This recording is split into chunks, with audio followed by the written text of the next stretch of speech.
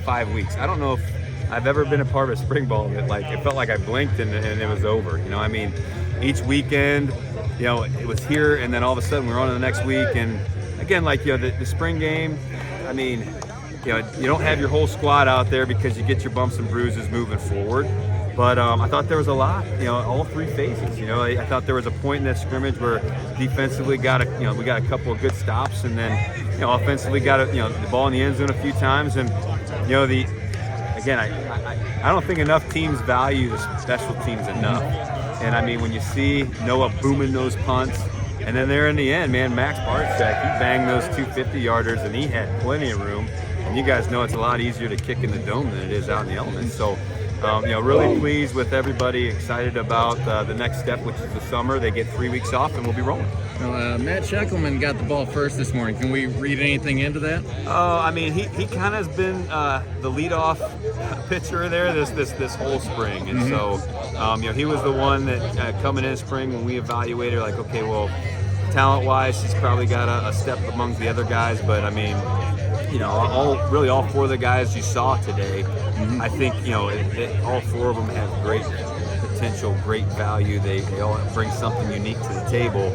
And so we're going to let this thing play out a little bit longer. So I remember very first press conference, I'm going to know by the end of spring. They all picked it up so well. They all got great qualities. So I think there's a lot of Valley teams that would love to have any of them. Expectations out of Derek Anderson. He looks like a guy who might have a breakout season this year. How good are our tight ends in general? I mean, Brady McCullough made a couple of nice catches, just big targets with soft hands. I mean, you can use those guys in a variety of different ways. And again, as an old defensive guy, boy, when teams would line up with those guys that can do it all, like those positions where, boy, it's not just a big receiver. Boy, you put him in line, and he can dominate a one-on-one. He can dig a guy out. He can base block and move a guy. Both those guys have the potential to really be dominant. So he had a pretty good day today. We targeted him a lot, and then again, moving forward, he's established himself as a guy that's going to get a little section on that call sheet where, okay, here are his 5 guaranteed touches, and we got to call these things early and often. Bill had a couple of runs, number 1 in purple. How'd you get him up from Tulsa?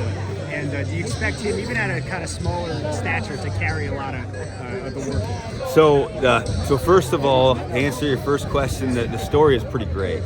So coming from Tulsa, one of our coaches on offense, Jackson Ostrowski, his younger brother Owen was looking to grad transfer. He plays D-line. He didn't play today. He's nursing a few injuries there, but he'll be back in the fall. But Owen's a dominant player, so he wasn't out there on the D-line. You guys will really like watching him play. But one of his best friends was Bill Jackson. And so we needed some more running back power there. Called up Bill. He came in, and when you guys get to know him, he kind of lights the room up. But, for how well he did today, we need more than just a guy back there. I think I've said a couple times at press conferences, you need a pair and a spare in those positions. So there needs to be two main guys that are going to get, 12 to maybe 15 carries apiece. But then you need that spare, that change-up that can maybe go in there and light it up a little bit. And that room has really looked good. So, I mean, Titus Cram kind of flashed today a little bit. Shakur had a nice run there, too. So that room is pretty loaded. Grant Gausler was, awesome. He was running through arm tackles left and right. So, having those guys in that room to be deep is a necessity, because those guys are going to take the car wreck every day. And they need to be able to share that impact. Was 15 practices enough to get what you wanted to get done? Yes, I do. I mean, obviously as a football coach, you always think more is better, but I think there is a point of diminishing returns. And so I think, 15 is a good spot to kind of pause it. Hey, let's lick our wounds a little bit. Let's get some of these guys that had off-season surgeries. All of them are going to get cleared here right when we start the summer. And then, hey, let's get a good 2 months. Hey, man, let's get in the best shape of our lives. And then, okay, we got those 25 practices then really to tune it up. But 15, that gave us a good idea as coaches. Okay, man, who are our top guys in all 3 phases? And then how can we place them in positions to where they can be successful? Should you say you're satisfied with how your team grew over spring? Oh, my gosh. Regardless of whether it was pretty or ugly, because at times, it was super ugly. You know, I mean, like, so we do a lot of, you know, shift trade motion and pre-snap movement, and a lot of that looked kind of discombobulated today at times. But regardless of whether we're running things at the efficiency rate that I want to run them at, the attitude has been absolutely fantastic. I mean, the energy that these guys bring every single day. You know, we made it a point as a coaching staff, hey, you know, whatever we're doing, when we see our players, they got to look forward to seeing us. We got to be the best part of their day.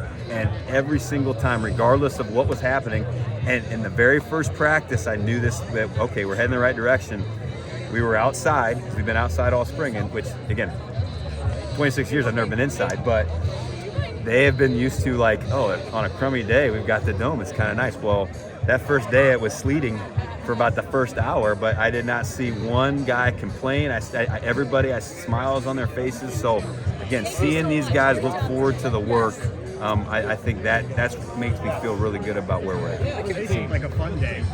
What's the importance of having those fun drills in between the 11-on-11s, as well as connecting with the community here in Cedar Falls, giving high fives and stuff? Well, I think sometimes we underestimate the impact that we can make, you know, and so especially in a smaller community, boy, you know, if we can do things the right way, if we can get out in the community and make a difference, you know, whether it's in the schools or just in general in the valley, we can make this place better than we found it. And then I just, again, if we're good, now all of a sudden, man, everybody's coming to the dome. Everybody has a common goal. We're all rooting for the same thing, and we can bring people together. You know, kind of like they do on Sundays at church. You know, and so, you know, us being good and being connected. You know, again, letting the community know who we are.